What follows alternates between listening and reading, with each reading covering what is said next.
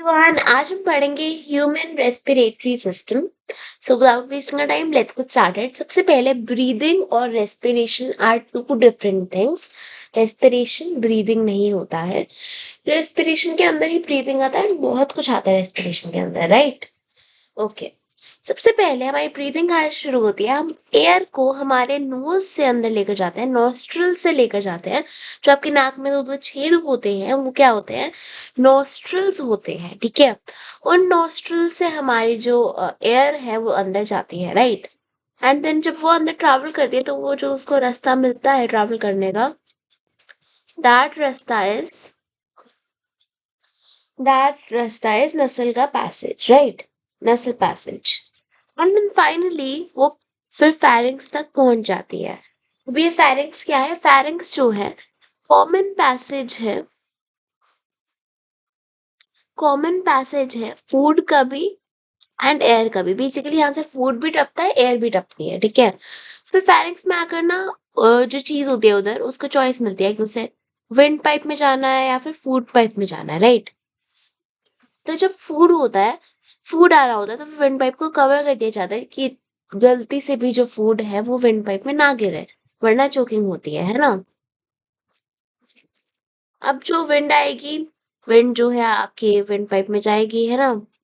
अब ये विंड जा रही है, जा रही है, विंड पाइप जा रही है। विंड पाइप का नाम होता है ट्रेकिया, ठीक है। ट्रेकिया जो है फिर दो पार्ट्स में डिवाइड हो जाता है जिन्हें हम ब्रोंकाई कहते हैं। क्या कहते हैं हम? ब्रोंकाई, ठीक है। वेट, हाँ, ब्रोंकाई, ठीक है। अच्छा, अब ये जो ब्रोंकाई है इधर जाएगा लंग्स में, एंड देन ये डिफरेंट डिफरेंट पार्ट्स में सेग्रीगेट हो जाए, मतलब ये भी और ट्यूब्स बना लेगा। और इन ट्यूब्स को हम कहेंगे ब्रोंक्यूल्स। क्या कहेंगे? ब्रोंक्यूल्स, ठीक है। और अब ये जो ब्रोंक्यूल्स है, इनकी टिप्स पर जो है एल्वियोलाई होगी। क्या होगी? एल्वियोलाई। अब ये एल्वियोलाई क्या है? एल्वियोलाई के देखो आसपास जो है ब्लड कैपिलरीज होती हैं, ब्लड कैपिलरीज होती हैं, है ना। ये जो है बेसिकली एब्जॉर्प्शन में काम आती है एल्वियोलाई, ठीक है। अच्छा, आपको ये समझ में आया पूरा डायग्राम? अब हम देखते हैं कि जब हम ब्रीदिंग करते हैं, जब हम इनहेल करते हैं, है ना, तब क्या होता है? तब ये जो आप देख रहे हो, ये जो चीज है हमारे पास डायफ्राम, ये जो है कॉन्ट्रैक्ट करता है एंड ये जो है फ्लैट हो जाता है, ठीक है। आप सोचोगे ऐसा क्यों होता है? क्योंकि इसे वॉल्यूम बढ़ानी है इधर की, ताकि मैक्सिमम एयर हम ले पाए, है ना। और एक और चीज है, जो हमारा एयर है वो obviously high to low flow करती है, राइट। सो अगर हम अपने बॉडी के अंदर लो प्रेशर एरिया क्रिएट कर लेंगे तो फिर जो बाहर का हाई प्रेशर एरिया है उससे एयर हमारे लो प्रेशर एरिया में आएगी, ठीक है। और जब हम सांस लेते हैं, मेरे साथ लो, तो फिर आपके जो है डायफ्राम जो है कॉन्ट्रैक्ट करेगा, रिलैक्स करेगा। आपने देखा होगा कि लाइक जो ऐसे पिक्चर्स देते हैं देन हम सांस अंदर कर लेते हैं ताकि पतला है, राइट। सो उसमें क्या होता है? बेसिकली आपका डायफ्राम कॉन्ट्रैक्ट करता है, फ्लैट हो जाता है, ठीक है। और क्या होता है? जो आपकी इंटरकोस्टल मसल्स है वो रिब्स को पुल करती हैं, वो रिब्स को पुल करती हैं एंड देन वो आगे चल जाती है। आप एक बार ना ऐसे सांस लो, आपके ऊपर का हिस्सा बाहर आ जाएगा और पेट जो है अंदर चला जाएगा। वही ये डायफ्राम कॉन्ट्रैक्ट करेगा, रिब्स जो है बाहर आएंगे। ये अगर फूलेंगे तो फिर ज्यादा स्पेस आएगी ऑक्सीजन के लिए, है ना। तो जो थोरैसिक कैविटी है उसकी जो वॉल्यूम है वो इंक्रीज करती है, इसलिए जो प्रेशर है वो डिक्रीज करता है एंड एयर जो है लंग्स में आती है, ठीक है। अच्छा, अब जो हमारे पास एयर आती है ना, उसके अंदर ऑक्सीजन होता है 21% और कार्बन डाइऑक्साइड होती है 0.03%। अब आप कहोगे मेरे को कैसे पता? हमारी एयर के अंदर ही ऐसे ही प्रेजेंट है, 78% नाइट्रोजन होता है। हम सिर्फ ऑक्सीजन गैस नहीं लेते, हम डिफरेंट डिफरेंट गैस लेते हैं, ठीक है। अच्छा, अच्छा, अब हम देखते हैं जब हम एक्सेल करते हैं तो क्या होता है। जब हम एक्सेल करते हैं तो फिर हमारा जो डायफ्राम फ्लैट हो गया था वो वापस रिलैक्स करता है एंड डोम शेप्ड हो जाता है, ठीक है। जो इंटरकोस्टल मसल्स हैं वो फिर रिब्स को जो है नीचे लेकर आती है एंड इनवर्ट्स लेकर आती है। जो आपके अंदर फूल गया था ना, वो जो है अब वापस ठीक हो जाता है। थोरैसिक कैविटी जो है कम हो जाती है, मतलब उसका वॉल्यूम कम हो जाता है एंड प्रेशर इंक्रीज हो जाता है। इसलिए जो आपका एयर है वो बाहर चली जाती है, राइट? अच्छा, अब जो एयर बाहर जाती है उसमें ऑक्सीजन होता है 16% और कार्बन डाइऑक्साइड होती है 4%। ठीक है? ओके। अब हम एक चीज पढ़ेंगे। अच्छा, पहले तो ये देख लो कि जो ब्रीदिंग रेट है वो क्या होता है। Breathing rate is number of breaths, जितनी सांस हम लेते हैं पर मिनट, है ना। ये जो है, जब बच्चे होते हैं ना तो हम ज्यादा सांस लेते हैं। Breathing rate decreases with body sex.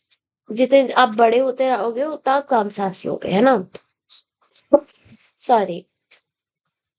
Okay. अब हम एल्वियोलाई की बात करते हैं। एल्वियोलाई क्या थे?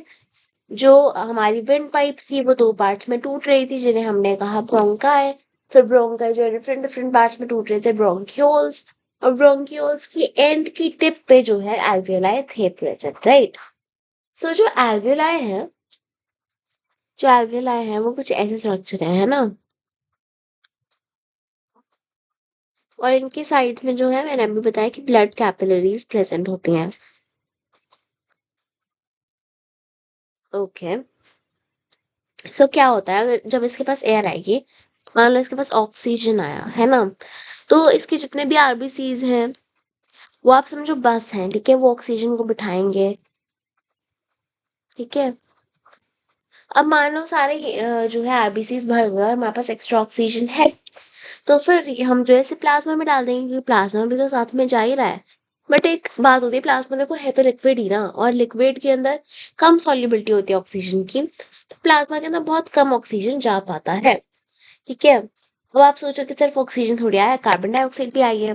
कार्बन डाइऑक्साइड को रखना तो नहीं चाहता है हमारा ब्लड, है ना, क्योंकि हमारे बॉडी के लिए कुछ काम नहीं करता ये, है ना। पर फिर भी जो है ये जो है फिर भी ऐसे चिपक कर आ जाता है प्लाज्मा में। बेसिकली अगर 100% कार्बन डाइऑक्साइड आ रहा है, तो उसमें से जो है 23% जो है हीमोग्लोबिन से चिपक कर आता है। एंड बाकी का जो है 77%, सही कैलकुलेशन करिएगा मैंने, और हाँ ठीक है, तो जो 77% है ये जो है प्लाज्मा में आता है। अब चलो प्लाज्मा में आ गया हमारा कार्बन डाइऑक्साइड। अब क्या होगा प्लाज्मा के अंदर? अब क्या होगा प्लाज्मा के अंदर, ये सोचेगा कि मैं इसे बाइकार्बोनेट आयंस में कन्वर्ट कर दूं।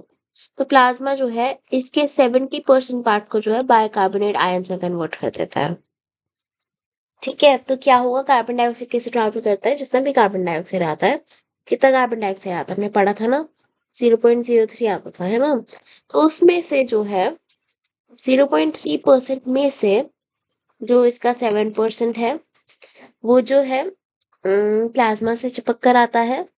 जो 23% है वो हीमोग्लोबिन से, इनफैक्ट कार्बन हीमोग्लोबिन से, ठीक है, नाम है जो कि कार्बन डाइऑक्साइड के लिए होता है। एंड 70% जो है बाइकार्बोनेट आयंस की फॉर्म में आता है इन द प्लाज्मा, ठीक है। अब आप सोचोगे कि हमने सिर्फ कार्बन डाइऑक्साइड और ऑक्सीजन के बारे में पढ़ा, पर गैसेस तो एटमॉस्फेयर में बहुत सारी होती हैं, है ना। अब हम एक और गैस के बारे में पढ़ते हैं, which is carbon monoxide. It is a very dangerous gas, ठीक है। कार्बन डाइऑक्साइड तो में कुछ नहीं करती है ना, बट कार्बन मोनोऑक्साइड बहुत डेंजरस गैस है। ये जो है आग से भी आती है, राइट। सो आपने सुना होगा दैट कभी भी कमरा बंद करके आग में सोना वगैरह नहीं चाहिए, राइट। मेरे भी एक ऐसे नेबर्स थे, ठीक है। जब उनकी शादी हुई थी तो फिर वो जब उस घर में गए थे, तो उन्होंने जब पहली अपनी लोहड़ी बनाई थी, तो फिर लाइक आग जब बिल्कुल ऐसे खत्म हो गई थी, है ना, तो फिर वो अपने कमरे में ले गए थे, कमरा बंद करके सोने लग गए थे। एंड एकदम से वो उठे, ऐसे कफिंग हो रही है सबको, पूरे ऐसे स्टेट पर, बट वो बच गए थे, है ना।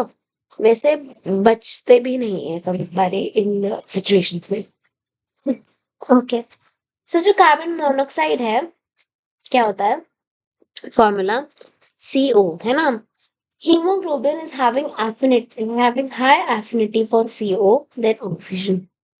अब क्या होता है, अगर मान लो CO जो है आपका आ गया, तो क्या होता है, ये जो है डिसोसिएट नहीं होता है, मतलब टूटता नहीं है अगर हमारे जो इम्यूनिटी है वो छोड़ने की कोशिश करें। और जब भी आता है तो फिर ऑक्सीजन के लिए कोई स्पेस नहीं होता है ट्रैवल करने के लिए, तो सिर्फ ये आता है। ये ऑर्गेनिजम्स के लिए खतरनाक है, फर्टिल फॉर ऑर्गेनिजम्स।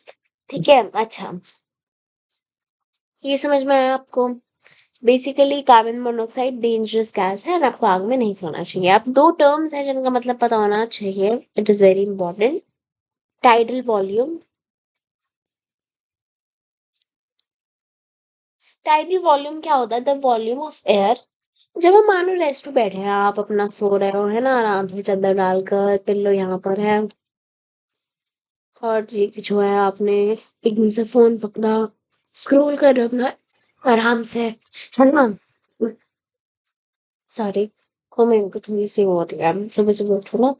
ओके, सो आपने जो है एयर इनहेल करी रेस्ट पर, जैसा भी कर रहे हो, है ना, कुछ सोच नहीं रहे हो आप, बिल्कुल ऐसे रेस्ट पर जो एयर इनहेल करते हो, उसकी अमाउंट जो है 500 मिलीलीटर होती है, एंड जो एक्सेल करते हो उसकी अमाउंट 500 मिलीलीटर होती है। एंड या तो इनहेल करी हो या तो एक्सेल करी हो, वो टाइडल वॉल्यूम कहलाती है। The amount of air, the volume of air inhaled slash excelled at rest value is 500 millilitre.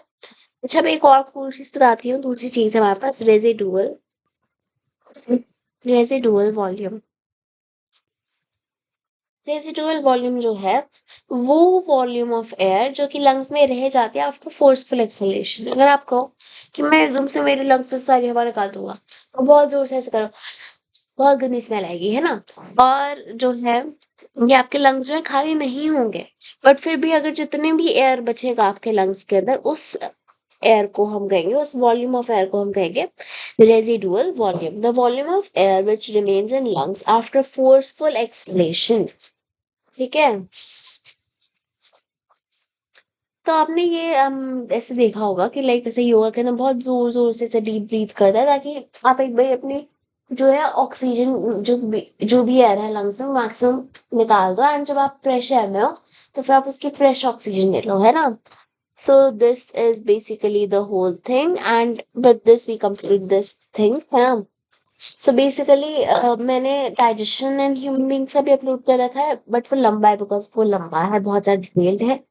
तो मैंने अपनी तरफ से मैक्सिमम कवर करने की कोशिश करी है, एंड कम ही था, राइट, ज्यादा था भी नहीं। So I will see you guys the next, take care and bye bye.